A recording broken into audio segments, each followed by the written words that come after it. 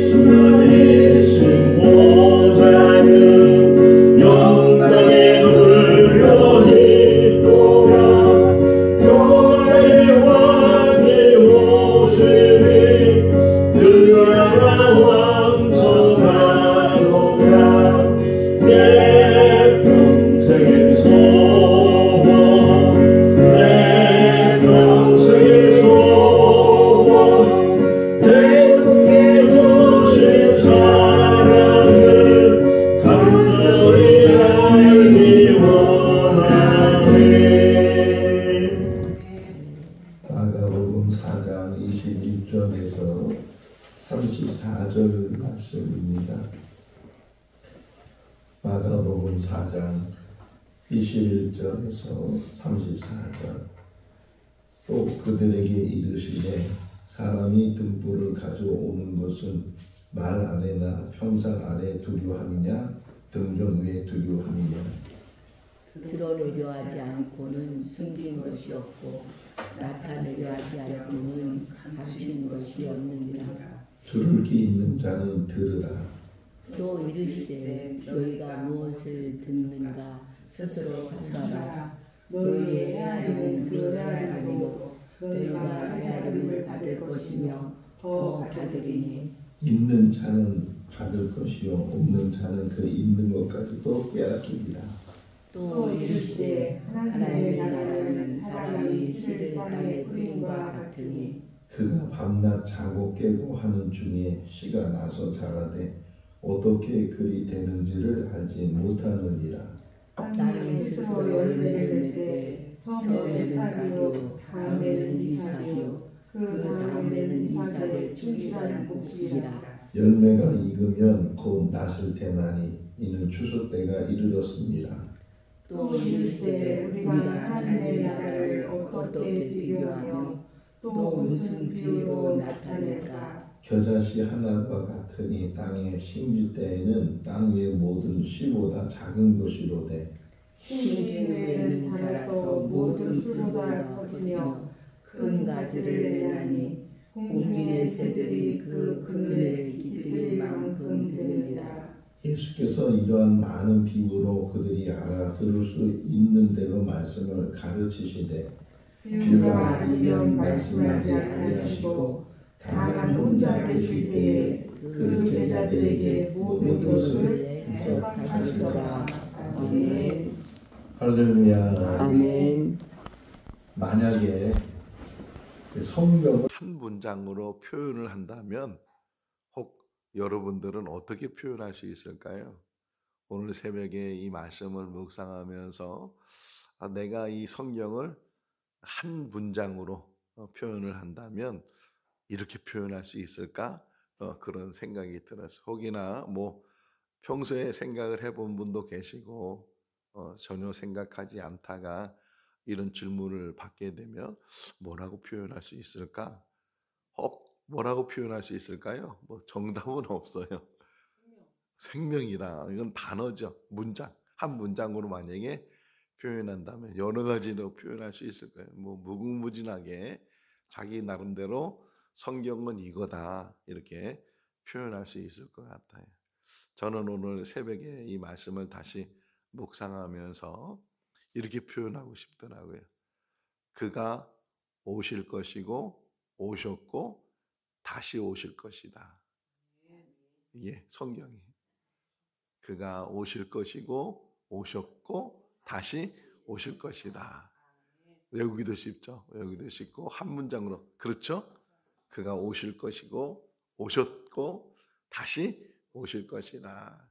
근데 오셨고 중간에 오셨고에서 오셨잖아요. 2000년 전에 하나님이 사람이 돼서 이 땅에 오셨는데 그러면 알아봐야 된다고요. 오셨구나. 야, 우리가 기다렸던 메시아다. 이래서 사람들이 알아보고 환영하고 또 영접하고 그래야 되는데 처음에 뭐라고요? 오실 것이고 이렇게 했잖아요. 구약 성경을 통해서 계속 메시아가 하나님이 사람에 대해서 이 땅에 오신다고 계속 얘기를 했는데도 불구하고 막상 오셨는데도 그분이 오셨는지도 알지 못했던 것처럼 나중에 십자가에 죽으시고 3일 만에 부활하시고 또 부활하신 몸으로 제자들과 그 따라다니는 사람들에게 보여주시면서 40일 동안 같이 계시고 또 사람들이 보는 앞에서 하늘로 올라가시고 이런 모습들을 통해서 그것도 모자라서 오순절날 성령이 임해서 결국은 그들이 그때부터 예수는 우리의 메시아다, 그리스도다, 우리의 구원자다 이렇게 믿고 전파하게 되는데 근데 그 오셨던 예수 그리스도가 사도행전 1장 11절 말씀에 보면 두 천사가 하늘만 쳐다보는 그들을 향해서 너희들 왜 하늘만 보느냐 너희들이 보는 그 모습 그대로 다시 그분이 오실 것이다 이렇게 얘기를 해주고 그리고 교회가 시작되면서 계속 다시 오실 예수 그리스도 그분을 기대하고 기다리고 그러면서 하루를 살아가는데 제가 요지는 다시 오실 것이라는 말을 우리가 얼마나 신뢰하고 얼마나 그 말씀을 잘 받아들이고 있는가. 지금 시대가 21세기고 뭐 AI 시대고 과학 문명 시대고 우주선을 그냥 달나라가 아니고 화성까지도 보내고 이 태양계 밖으로도 보이저가 이제 날아가서 우주를 지금 계속 관찰하고 있고 그런 시대에 2000년 전에 구름 타고 올라갔다고 또 구름 타고 내려온다고 혹이나 그렇게 말하는 사람도 있을 수 있겠고 아니 믿는다고는 우리들도 다시 오실 예수님에 대해서 얼마나 우리가 확신을 가지고 또 믿음으로 하루하루를 기다리는가. 이 사순절 기간에 정말 예수 그리스도 다시 오신다고 약속하신 그 예수 그리스도.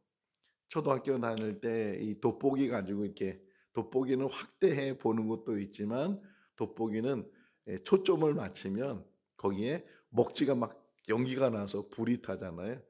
성경도 마찬가지예요. 우리 믿음도 마찬가지라는 게 폭넓게 성경 지식을 가져야 되지만 그러나 때로는 그것이 초점이 맞춰져서 한 초점을 탁 맞춰놔야 되는데 그게 바로 예수 그리스도이시다. 예수 그리스도가 어떤 분인지를 지식으로 아는 것이 아니고 정말 믿음 안에서 영적으로 깨어 있어서 그분이시다 이렇게 볼 수 있는 베드로와 그 제자들이 예수님 죽으신 다음에 그들이 다시 디베랴 바닷가가 가서 고기를 막 잡으려고 했는데 밤새도록 그물을 던져도 고기가 안 잡혔잖아요.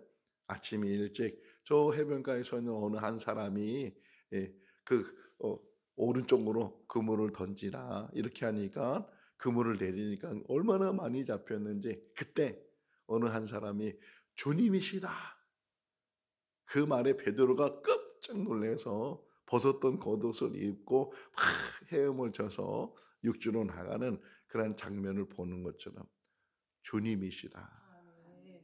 누가복음 24장에서는 부활하신 예수 그리스도께서 엠마오로 가는 두 제자에게 나타나셔서 같이 길을 가면서 이야기를 하고, 근데도 주님인지 몰랐다는 거예요. 이제 어두워지게 되고 주막이 가까워지니까 주막에 들어가서 하루 묵자고 같이 들어가자고, 그래서 같이 들어가서 식사하려고 식사기도 하는데 그때서 그들이 눈이 밝아졌는데 주님은 안 보였다. 그분이 말씀할 때 우리 마음이 얼마나 뜨거웠는가. 그러면서 그냥 옆에 있는데도 불구하고 깨닫지 못한다는 거예요. 지금도 우리가 신앙생활하면서 다시 오실 예수 그리스도, 오셨던 예수 그리스도뿐만 아니라 다시 오실 예수, 이 다 그런 얘기예요. 지금 오늘 이제 서론이 좀 길지만 그런 얘기를 지금 예수님이 하고 계시는 거예요. 너는 세상의 빛이다 이렇게 말씀해서 우리를 세상의 빛으로 설명하셨지만, 또 요한복음을 보게 되면 요한복음 1장에 말씀이란 로고스, 그분은 말씀이었는데 그 말씀이 하나님이시고 그 말씀이 이 땅에 오셨다고 딱 표현하면서 빛으로 오시고 그렇게 표현해, 빛으로. 그리고 또 나중에 예수님의 말씀은 나는 세상의 빛이다 이렇게 말씀하시는 것처럼 너희는 세상의 빛이다라고 말씀하시고 더불어서 그분이 빛이시다. 오늘 이제 시작이 그거예요. 오늘 시작 21절의 말씀에 등불에 대한 이야기예요. 등잔, 등불에 대한 이야기인데, 어릴 때 기억나세요? 호롱불 켜고 이렇게 있던 거, 기름 이렇게 채워 놓고서 심지가 있으면 거기에 요 비슷한 거예요. 넓적하게 생긴 어떤 용기에다가 기름을 넣고 그 심지에다가 불을 붙이는 그 등불, 등잔, 그거를 이제 가지고 왔을 때 원어적으로 보게 되면 호라는 호, 관사가 붙었어요. 정관사가 붙어서 그냥 등불이 아니고 일반적인 등불 아니고 그 등불, 하나의 등불. 누구를 가리키겠어요? 예수 그리스도. 예수 그리스도. 그 예수 그리스도가 빛으로 이 세상에 오셨는데 그걸 어디다 두겠냐? 어디다? 아무리 그걸 빛이라고 두는데 그걸 말 안에 여기 뭐 한번 읽어볼까요? 21절. 또 그들에게 이르시되 사람이 등불을 가져오는 것은 말 아래냐 평상 아래 두려함이냐 등경 위에 두려함이냐. 빛으로 오신 예수 그리스도가 이 땅에 오셨는데도 불구하고 사람들이 그 빛을 깨닫지 못하니까, 그 빛을 깨닫지 못하니까 아무데나 두려고 한다는 게, 안 보이는데 두려고 한다는 게, 말 아래 두고 그렇게 등경 아래 두고 어떻게 둬야 되겠느냐. 그러면서 하는 얘기가 그 다음 얘기를 보게 되면 아무리 감추려고 해도 아무리 숨기려고 해도 그것이 결국은 다 드러난다는 게, 뭐 여러 가지 해석이 될 수 있잖아요. 우리 인생 속에서도 아무리 우리가 숨기려고 하고 감추려고 해도 결국은 다 드러나게 되는 것처럼 예수 그리스도도 마찬가지예요. 아무리 이 어떤 시대적인 변화 속에서 19세기 또의 그 공산주의, 사회주의, 이런 마르크스에서 엥겔에 의해서 이런 어떤 이데올로기가 또 이렇게 사람들에게 전해지게 되고 그것이 어떤 정치적인 체제로 바뀌어져서 지금도 크게 민주주의 국가, 사회주의 국가 이렇게 나누게 되는데, 특별히 이 마르크스나 엥겔스나 이런 공산당 선언 이걸 통해서 그들이 말하고 있는 것 중에 하나가 종교는 아편이다.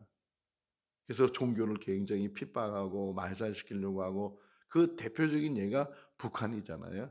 북한의 김일성이 정권을 잡고서 들어오면서 지주들을 먼저 숙청하고 그 다음에 목사님들이나 장로님들이나 신앙인들, 종교인들을 숙청하는 그런 모습.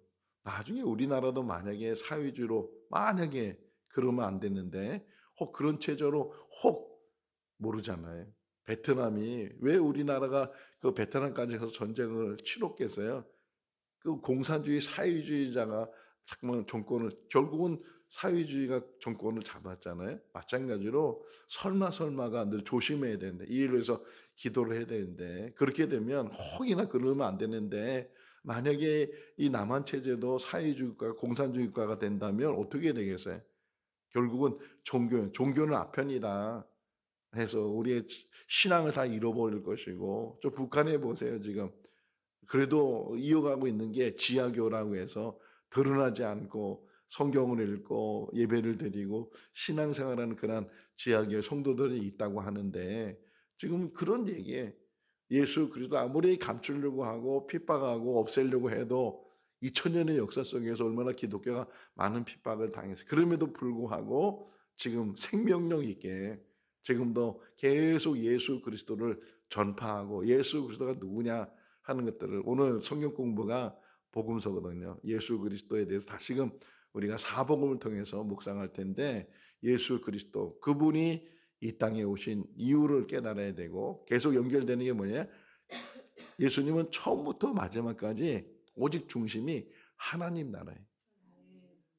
교회도 마찬가지. 물론 세상적으로 어떻게 살아야 되는지, 세상에 도덕적으로, 윤리적으로, 종교적으로 어떻게 우리가 참 그리스도인이 되어야 되는지 이런 것도 또 교육해야 되고 우리가 말씀을 들어야 되고 하지만 항상 우리 중심 안에는 예수 그리스도와 하나님 나라예요.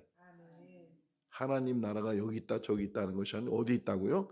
너희 마음 안에 있다. 말씀하신 것처럼 늘 하나님 나라 안에 꿈을 꾸며 오늘도 새벽에 일어나서 제가 한 3시 반쯤에 이렇게 요즘은 알람이 안 켜져도 막 눈이 떠질 정도로 그러는데 눈을 뜨는 그 순간에도 오늘 하루도 내가 눈을 떴구나. 내가 이 땅에 사는구나. 그러면서 늘 기다리고 늘 열망하는 것이 혹이나 하나님께서 나를 눈뜨게 하지 않는다면 내 생명이 이 땅에 다하는 건데 분명히 하나님께서 나를 영접해 주실 것이다. 오늘도 새벽에 나와서 기도하면서 그런 기도예요. 하나님 적어도 이제 제가 이제 생거 진천교회 목회하니까 적어도 생거 진천교회 모든 성도들 한 사람 한 사람의 이름이 생명책에 기록되게 해주세요. 거듭남의 은혜가 있게 해주시고 그런 기도를 매일 정말 우리는 천국 가는 그런 길을 같이 가고 있는 줄로 믿습니다. 졸업식 때 앞에서 끌어주고 뒤에서 밀어주고 그런 가사가 있는 것처럼 우리 성도들 간에도 서로 앞에서 끌어주고 뒤에서 밀어주고 혹이나 실족한 사람이나 믿음이 약한 사람이나 그런 사람들을 외면하지 않고 다시 일어날 수 있도록 신앙을 더욱 굳건히 가질 수 있도록 그렇게 도와주고 그렇게 함께해서 함께 천국 가는 그런 믿음의 공동체, 천국을 이루는 공동체, 그런 교사씨 얘기가 그런 얘기거든요. 작은 씨 하나가 결국은 나무처럼 커가지고서 새들이 깃들고 큰 나무가 되는 것처럼 여기 생명력이 있으면 그런 역사가 일어나게 될 줄로 믿습니다. 자, 그 다음 이야기를 좀 보면 듣는 거 조심해라. 듣는 거 여기 23절, 24절에 읽어볼까요? 또 이르시되 너희가 무엇을 너희의 헤아리는 그 헤아림으로 너희가 헤아림을 받을 것이며 더 받으리니 듣는 것을 삼가하라. 사람이 듣는 대로 자꾸만 믿잖아요. 가짜 뉴스도 자꾸만 보고 들으면 그게 진짜인 것처럼 착각하게 되고 거기에 잘못 판단하게 되고 거기에 휩싸이게 되고 그런 일들이 있는데 내가 지금 뭐에 관심을 가지고 있는지 뭐를 들으려고 하는지 물론 우리가 세상에 살고 정치 속에 있으니까 세상 이야기, 정치 이야기 그런 이야기도 안 들을 수가 없지만 거기에 빠지게 되면 지금 참 안타까운 게 그거잖아요.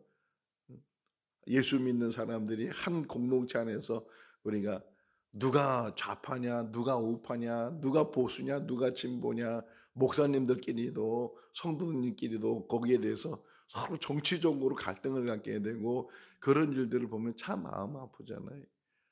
물론 무관심한 것도 죄가 되고 또 잘못되는 거 있지만 너무 거기에 치우쳐서 정말 하나 되고 한 공동체를 이루고 하나님 날 이뤄가야 될 사람들이 그 편향된 어떤 생각 속에서 자기 이데올로기 속에서 그것이 전부인 것처럼 생각하게 될 때 오히려 중립에 서 있고 모든 것들을 보담고 모든 걸 품으려고 하는 그런 사람들을 오히려 회색 분자라고 얘기를 하고 이런 사회 속에 지금 저도 옛날에 그런 전화 받은 게 참 마음 아팠어요.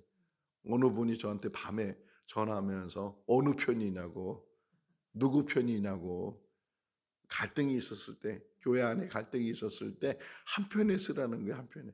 목사가 어떻게 한편에 설 수 있겠어요?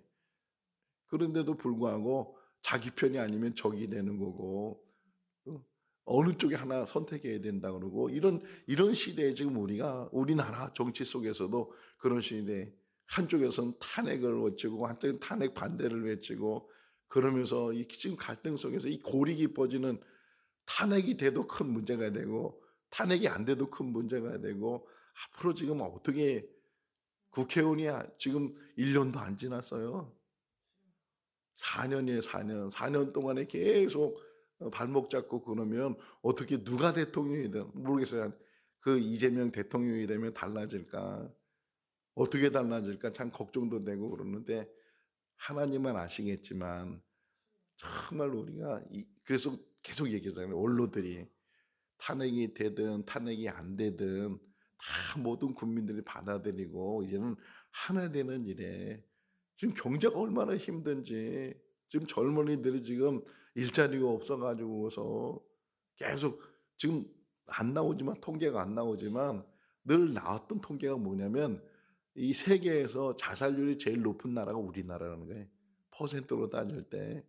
지금도 안 보이는 곳에서 많은 사람들이 자기 목숨을 스스로 끊어버리는 그런 정말 암울한 시대에 우리가 살아가고 있는데, 하나가 돼도 지금 이 경제 국제적인 사회 속에서 버텨내기가 쉽지가 않은데, 지금 갈등 속에서 외면하고 국민의 고통을 외면하는 그런 정치가 무슨 정치겠어요.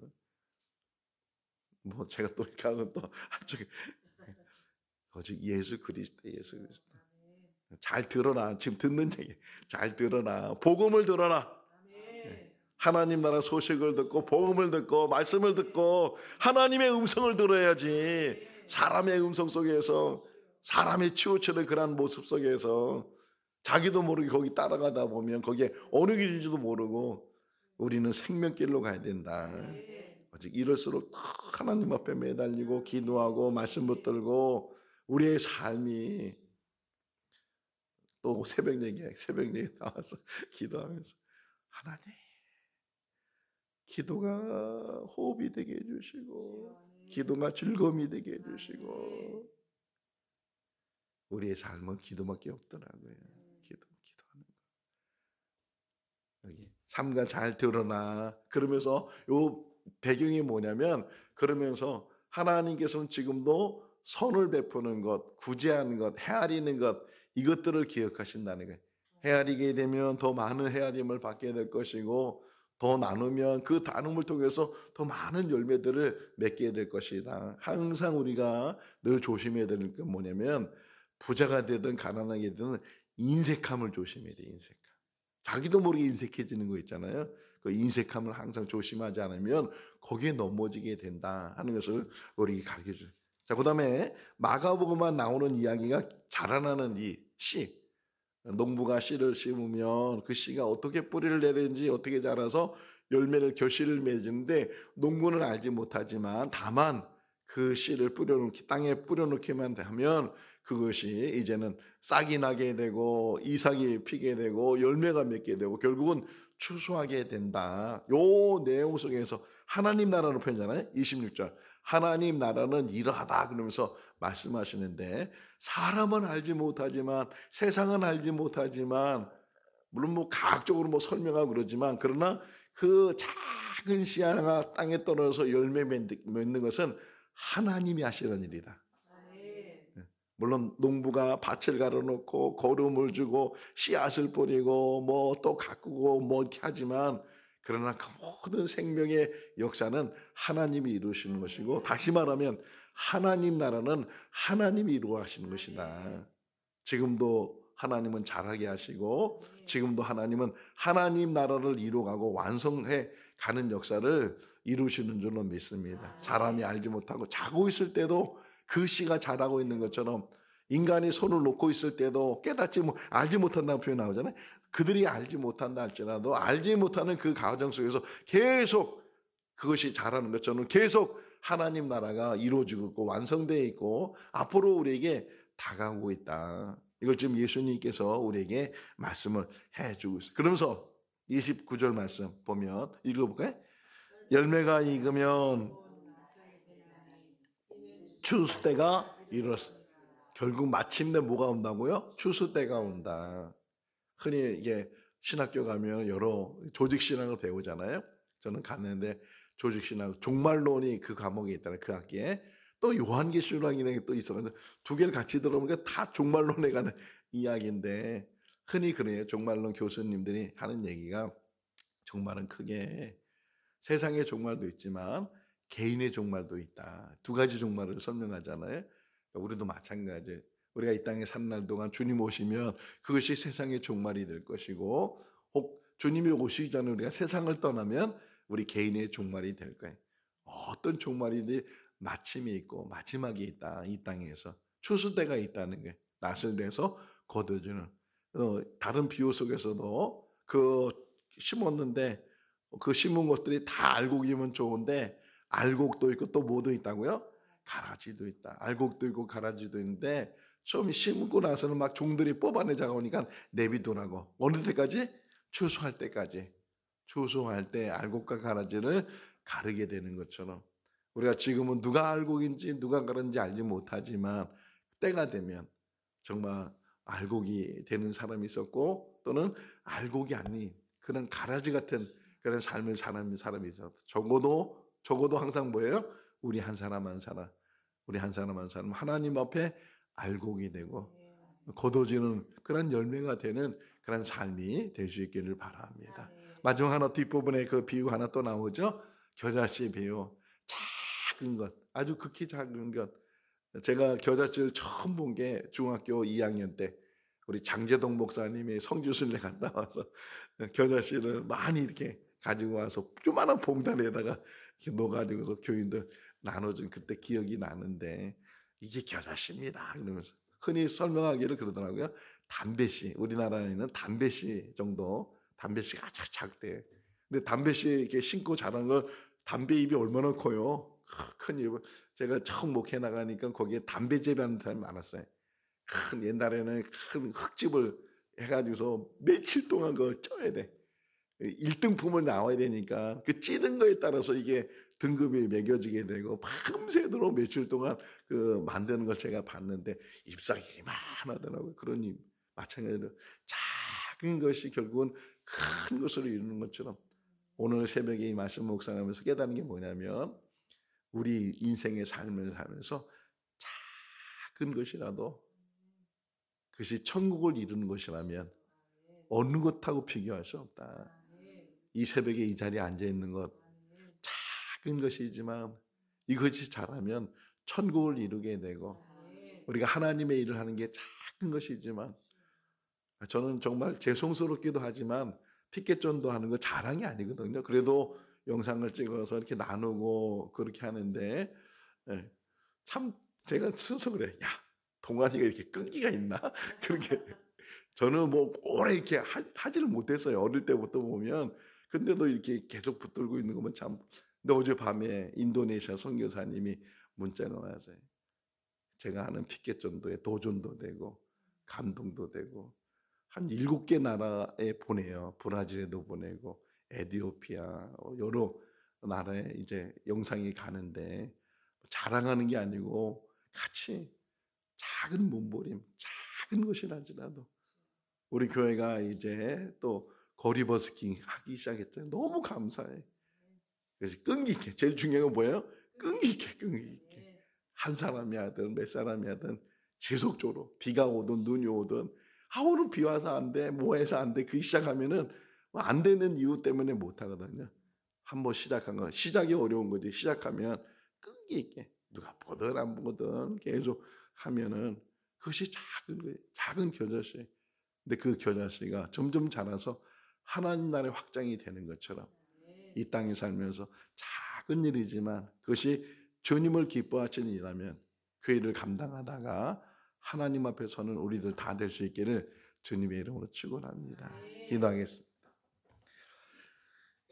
사랑이 많으신 하나님 아버지, 오늘도 새날 주시고 눈을 뜨게 하시고 호흡하게 하시고 생명 갖게 해주신 것 감사합니다.